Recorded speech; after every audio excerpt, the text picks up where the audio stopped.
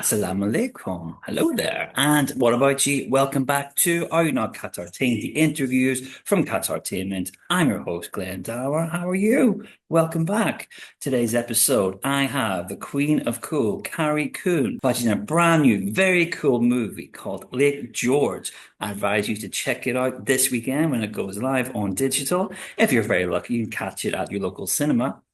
But I got to speak to her and her co-star, Shea Whigham, who is a powerhouse of TV and cinema. You may know him from The Righteous Gemstones, you may know him from Mission Impossible, and you may know him as the voice of George Stacy in Across the Spider-Verse. So these two are awesome to talk to. I really enjoyed myself. I really hope you enjoy. Her energy is actually much closer to my real life energy. Don's arm, that comes from a real play. That's a friend of his. Shea was really shoveling dirt on my face. Shea really doesn't know how to use a phone. Okay, so we have a neo-noir road movie, mini heist movie with elements of farce, which is an awesome mixture. How did your veteran writer and director pitch Lake George to you? Shea? He wrote this character, Don, and he said, look, this is it's a difficult character. And I kind of wrote it with you in mind, and I'm a sucker for anyone's vision. So I read it in one sitting. And oddly, that's a kind of a big litmus test for me. If I can do it and not get up and walk around. And I read it and I said yes. And then it took 2 years. It took 2 years to try to get it together.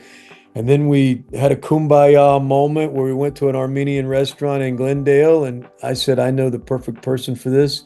And he goes, I happen to love Carrie Coon. And I said, let's see if I can kind of hook her in here. And we did. And she said yes. Within an hour, she read it, which no one in Hollywood does. She promised me. I'm a fast reader. Yeah. And when people see her performance in this, I mean it. I think they're going to be blown away. She's the new leading lady. We'll see. And can we call Phyllis the new femme fatale? Because, wow, she ticked every box. Yeah, I mean, she's a hoot. I loved reading her. And I mean, maybe I shouldn't admit it, but her energy is actually much closer to my real life energy. So in some ways, Phyllis is the closest character to myself I've ever played. I mean, I don't think people expect me to be like that, but I am. I'm a very energetic person. And she was very familiar to me in that way. And also I love just getting invited into this genre that requires some physical comedy and some action. And, it's just so rare that I get asked to do that sort of thing. And so it's always a delight. And then when you get to do it with Shea, who is one of our most talented and richest and actors alive, working alive, you always know you're in good hands when you see Shea Whigham in a thing. But he's always very transformative, and his characters are always really thinking, and you always believe what he's doing. And it's hard to play a character that's not speaking and still compel, and Shea absolutely does that, and it's a pleasure to act with him. It all seems so natural between the two of you. Those car journey moments just seem very natural and things like that. Then we have the crazy moments. But my two highlights were, I've called the grave photo shoot. I was just chuckling away at that. I had to pause it because I was missing some of the dialogue. And then also in the garage with Artie. Yeah. How much fun how did you keep yourselves together? Because that would just be so much fun to play. Take that, Carrie. Yeah. Oh my God. It was fun. I mean, it was exactly what you think. We just had a ball. Shea was really shoveling dirt on my face. Shea really doesn't know how to use a phone. Oh, that's very authentic. We certainly had a great time in the garage. It's a fine line. That physical comedy stuff is, you don't want to play the comedy. You're trying to play the reality of the moment, and you can find yourself getting away from you sometimes. So we would kind of catch ourselves and pull it back. And you have to trust your director too. And I mean, we had such a great ensemble. Max is so funny, and Glenn is fantastic, and Troy Metcalf is the actor who plays Artie, and he was so game. I mean, we put him through it in that garage. So a shout out to him, because he was extraordinary, really amazing. It was so fun to do. Oh, this seems so much fun, so much fun to watch as well. So it really comes through as well. Thank you. And sort of like there was a timeless aspect to the film as well. because your costumes were very timeless, and they could have been at any point. Your denim jumpsuit, Miss Coon, was especially fetching, and then he went into the sweatpants. So, did you have any input into those and how the costumes influenced your characters?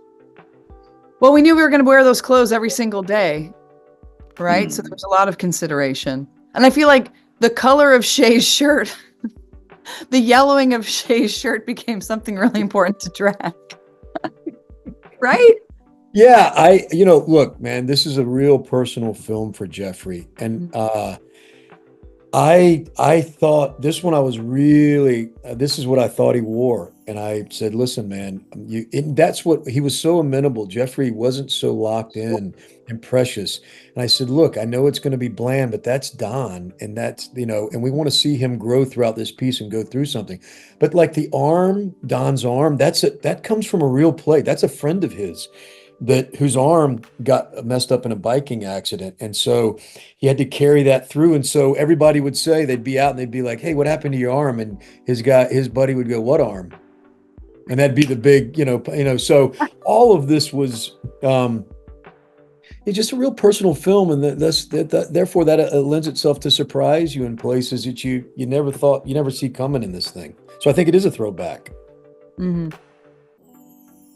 Yeah, there's so many twists and turns as well. I just want to give a quick shout out to your co-star, Glenn Fleshler, as Armin. He was, every time he was on, I thought, good, great, this is going to be fun, because he walks that fine line between crazy and cuddly. And for example, when he finds out he thinks Dawn has killed her, and he has that little mini breakdown, and then he comes back. What was it like working with him? Because I thought it must have been a joy as well. He's great. Shea has said they really needed to find somebody who could play the menace, but also be able to deliver the pathos in that moment. It's a sneaky twist that you don't see coming. And you have a lot of actors that can do one or the other, but not everybody can do both. And Glenn really delivers. And we shot in the Glendale mansion first. So he had to come in hot and just do all his stuff in those interiors right away in the first couple of days of shooting, right, Shea? Yeah. Look, man, there are secret weapons that I call them in what we do, and they are actors, and they are brilliant at their craft. Carrie's right at the top of my list, and Glenn, he came in Boardwalk. I'll never forget. He came in Boardwalk, and Tim Van Patten and I and Steve Buscemi were like, that's a great actor. And then Waco, Mike Shannon and an actor dropped out, and I said, I got the guy, and he got on a plane and came out and delivered. So this, along with Max and Troy, but we knew we needed a baller, man. We needed somebody who could come in and go to that place 3/4 of the way through the movie, to really go to that place, man. Otherwise, if you get caught winking to the camera in something like this, you're done. And it's too hard to make these things that I try to, if I get a say in it, which I had a little say in this, I'm bringing the best of the best. And that's who these people are. Yeah, and I think everyone carried their scenes so well. And it's great mini ensemble, even though it's your two movies, guys. It's such a great ensemble. And every time someone was on camera, I thought, oh, good. And you're welcome to be back on. So you play off so well each other. And I just want to ask very quickly, my time's nearly up. They both have quite dark pasts. Carrie, you said Phyllis was very much your energy, but we learned a lot about her, let's say, sordid history. Mm-hmm. I think for me, Phyllis is such a survivor. And the thing that struck me about her when I first read the script was her relentless positivity. And I find that some people are born with a resilience that is inexplicable. You can throw anything you want at them that would crush any other human being, and somehow they survive. And some people I love very dearly have lived their lives that way. And I always wonder, it's like, is it something you're born with, or is it something you learn? And with Phyllis, it feels like it's innate. And that was very instructive. So I didn't necessarily think of her darkness, because I don't think she thinks of her darkness. She is living moment to moment in survival mode.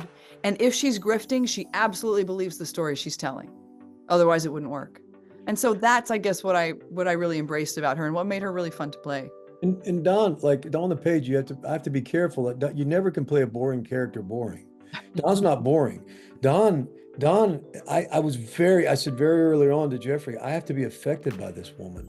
It can be in looks. It came in a lot of looks, especially in the car early on. And I said, that tells a story, and we can't be afraid to have to go, hey, what are you doing back there in the back seat? Nah, nah, nah. It's none of that. It's in the looks. It's in the, and she starts to get to him in a beautiful way because these two need each other at this point in time in life. And they don't really know they need each other. And that's interesting to watch on screen.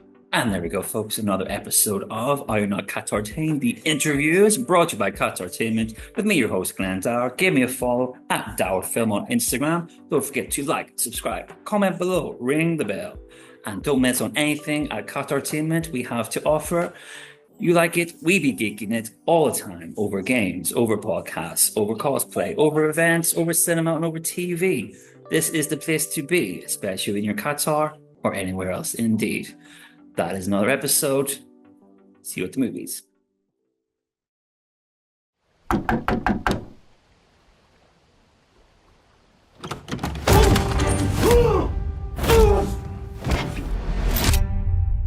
Armin wants to see you. I have a problem that needs to go away. Her name is Phyllis. I knew he'd turn on me. Armin hired you to kill me, right? You know I don't do that type of thing. You know I never take no for an answer. Good luck to you, my friend.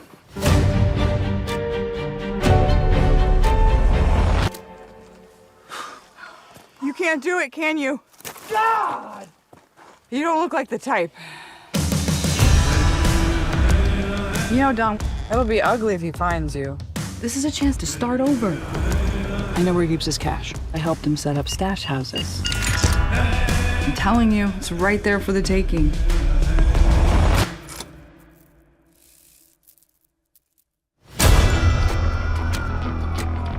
Where are you gonna go with the money? Lake George. I used to take the family there. I don't get you.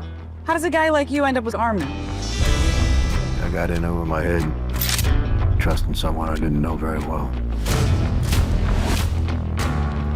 You're a good guy, Don. You can trust me. I'm a good person, too.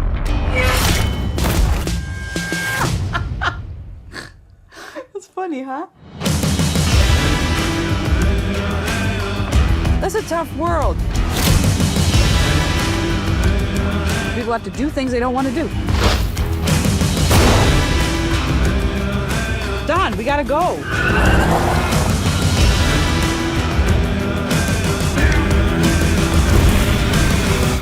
Armin will kill you.